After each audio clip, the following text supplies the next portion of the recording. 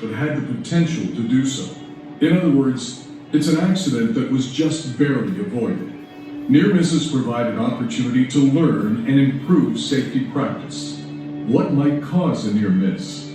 You may find that unsafe conditions have been present for some time, or there is no standardized procedure in place for a specific task, or perhaps procedures exist but have not been updated to keep up with new processes. Or it may be that there is a lack of sufficient training for the task, or tools that are either improper or unsafe for the job are given to an employee, or there are employees who cut corners, not following the steps that need to be performed in order, or there is a lack of safety awareness.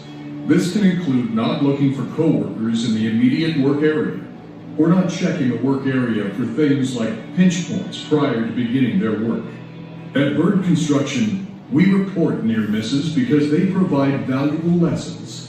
They help us to identify and eradicate the root cause of the near miss incident. Near miss reporting provides a tool to identify workplace hazards, reduces tolerance for risk, and enables us to avoid and prevent future accidents and injuries.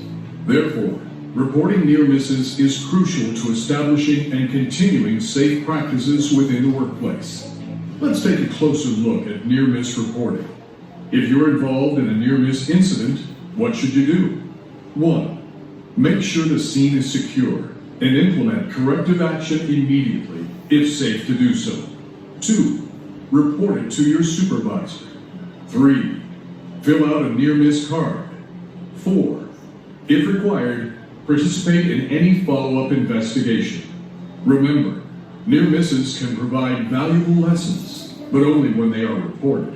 If there is an investigation into the near miss, your communication will be helpful in identifying those lessons.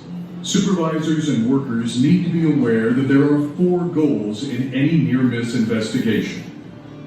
They are to 1. Find out what happened and determine the immediate underlying root cause of the incident.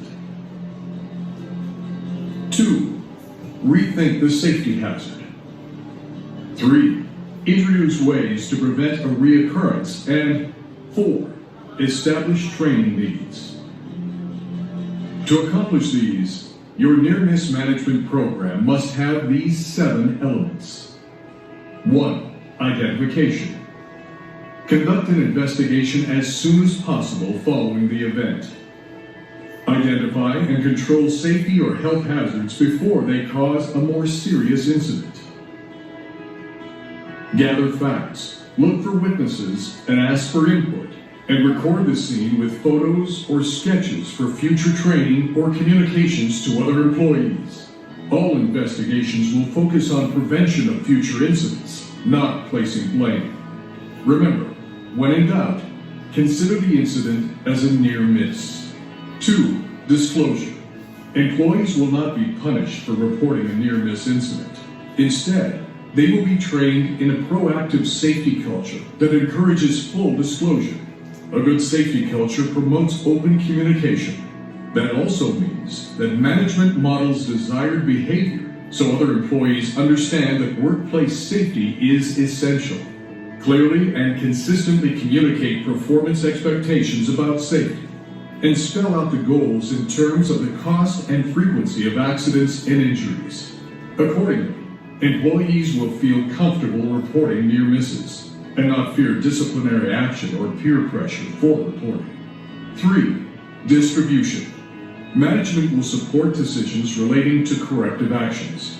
Communicate and report to the safety committee and those who will make decisions regarding preventative actions the information you have gathered and the lessons you have learned from your investigation. There are 2 levels of formal communication: an official incident investigation report with a limited distribution, and second, a more widely distributed communication through toolbox or pre-shift meetings to educate workers about the contributing factors of the incident and chief lessons learned. Ensure recommendations receive prompt attention by creating an action plan. Follow up quickly to verify that the action is completed and that it fully addressed the original intent of the recommendation. Rapid distribution of near-miss information is of foremost importance. Quick distribution helps ensure fast resolution. 4. Root cause analysis. When identifying root causes for near-miss investigations, remember that root causes usually fall into 7 categories. Materials, in which the materials are defective, incorrectly suited for the job, or insufficient in quantity. Manpower, in which employees lack capability, knowledge, skill, are improperly motivated, or feel high levels of stress.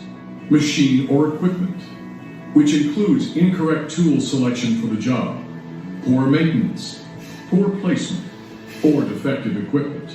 Environment, where workplace orderliness, work layout, surface maintenance, and forces of nature increase the likelihood of a near miss.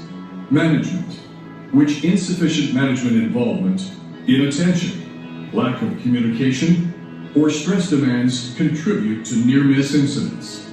Methods, which includes poor procedures, a discrepancy between practice and written procedures. Management system, which includes a lack of training or education, poor employment involvement, poor hazard recognition, or insufficient hazard elimination. Assess both the direct and underlying root causes. If these are not informally communicated to a direct supervisor, an investigation team may be required to thoroughly analyze root causes and make resulting recommendations. 5. Solution identification. The most important part of the near-miss process is identifying corrective actions that will prevent the recurrence of similar incidents. These solutions need to be identified for each root cause. Effective solutions should be feasible, prevent reoccurrence with reasonable certainty, be within your control, and not introduce new problems. Be sure to implement the corrections. 6. Dissemination. Investigation conclusions must be provided to all employees with related job functions and should indicate root causes. Corrective actions should be sent to all persons who can benefit from this information. In some cases, it may be appropriate to provide the information regarding a near miss to a wider audience. 7. Resolution. Once a near miss incident or hazard is identified, the correction must be made and reported. If employees don't think near misses are acted upon, they will not report in the future. However, correcting near miss hazards will make employees feel valued for their contributions when reporting. Therefore, resolutions should be promoted and tracked. Near-miss reporting helps to formulate safety strategies, reduce workplace injuries and fatalities, and enhance the safety culture of the workforce.